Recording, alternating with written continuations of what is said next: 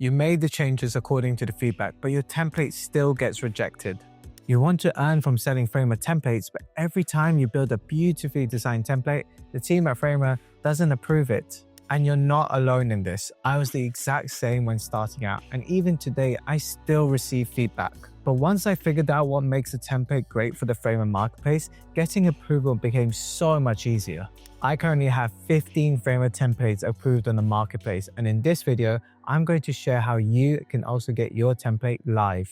If you're new here, my name is Ramesh, and I've been selling Framer templates since 2024. As of this recording, I currently have 15 templates approved and listed on the Framer marketplace. I still remember my first template rejection. At the time, I thought I built an amazing design and I was excited to share it. But sadly, Framer didn't improve it. And I'm actually so glad they didn't, because there was a lot wrong with that template. The review team provided detailed feedback that not only improved my template, but ultimately increased my sales. Now lately, I know the team at Framer are sometimes not providing the detailed feedback, but instead giving a flat out rejection. But stick around, I'll cover everything in this video so that your template gets approved onto the marketplace. First of all, we need to address the main issue.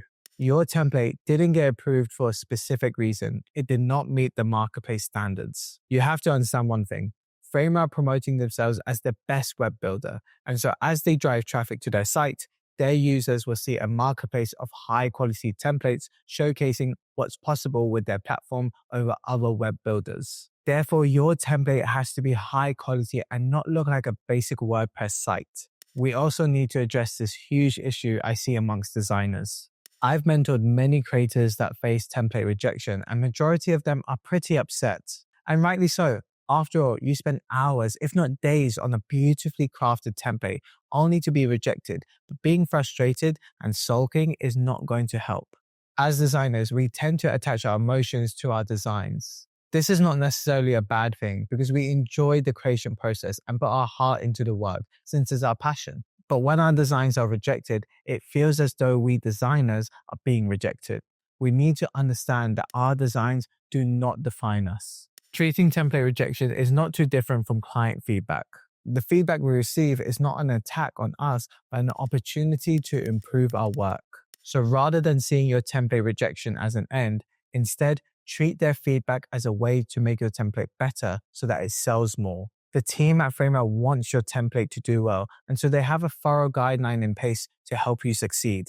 So don't treat them as your enemy, but rather a resource to improve your template. Now let's look at a few reasons why your template gets rejected. If you receive a flat-out rejection with no feedback at all, the reason is that your template simply did not meet the marketplace requirements. What you should now do, or even done before submitting your template, is to check your template against the requirements checklist. On both XDMs and on my mentoring calls, I've had many designers come to me with their template rejected. With all of them, I ask if they've gone through the requirement checklist, and I can't even count the number of times where they have no idea what I'm talking about. This guide is a great tool to see if your template meets the marketplace standards or not. If your template received a flat-out rejection, then go through it again, ticking off each item on the checklist before resubmitting. I like to have both windows open side by side and go through the checklist and adding changes to my template simultaneously. I'll leave a link to the checklist in the description below. A big problem I see with other designers is that their designs are simply not that good. Design can be a subjective topic, but there are standards that should be followed, and we all have an intuition of what looks good and what doesn't. Because it's so easy to design creatively in Framer compared to other website builders, the template that you create shouldn't look like a basic website. This does not mean having fancy animations, but rather a polished visual design that creates interest and encourages the user to explore the site further. If your overall visual design skills need refining, then I highly recommend for you to take a step back and learn what good visual design is. There are so many YouTube videos, courses, and tutorials on this, but what I found most effective is recreating existing sites pixel for pixel. I would commit every day for 2 to 4 weeks recreating sites that you admire. What we're trying to accomplish here is training your visual eye, build muscle memory, but also teach you how to source good images, fonts, icons, and explore colors.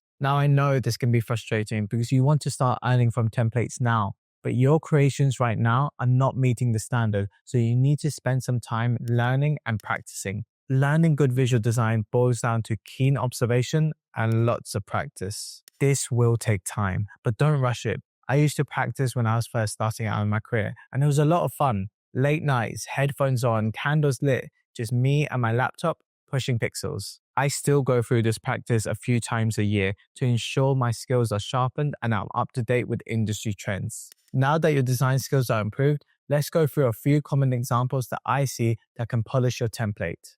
Here's my latest template editor.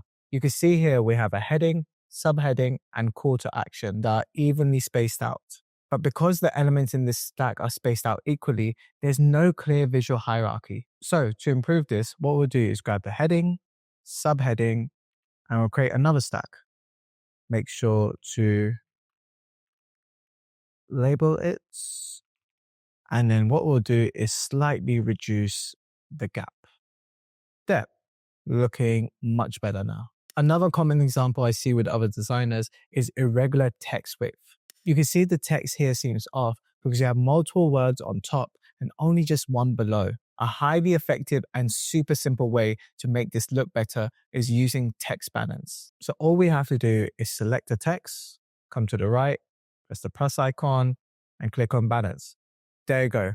The content is so much more easy digestible now. We'll go through one more example I often see, and that's mobile responsiveness. You can see as I stretch out the breakpoint, the elements start to drag out and could look odd on different sizes. We now have so many different resolutions, such as the MacBook Pro, Apple Pro XDR, and even handheld devices, such as foldable phones. To avoid your design from breaking, you can set a max width container. So I've already applied max width on desktop and tablet for the larger screens, but let's apply a different one for the phone breakpoint. So if we go here, set max width to, let's say, in pixels, about 400. There. Now if we go to the preview mode and stretch out the breakpoint, there you go. The design doesn't break. It's now responsive.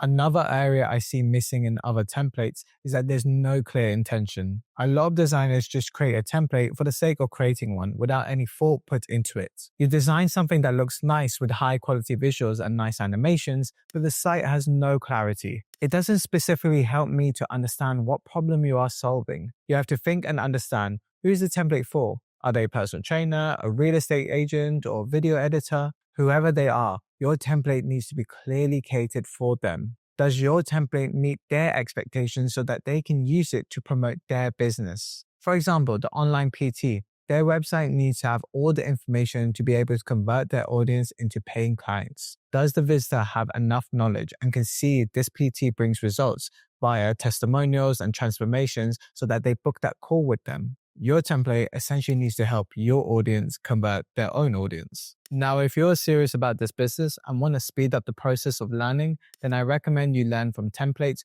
from other top creators. This is a practice I still do myself today, learning from other templates that are performing well. The idea is to understand what it is about those templates that make them sell. It could be a free template or a paid one, but select a few from the marketplace and study them. As mentioned, this is a practice I still do today.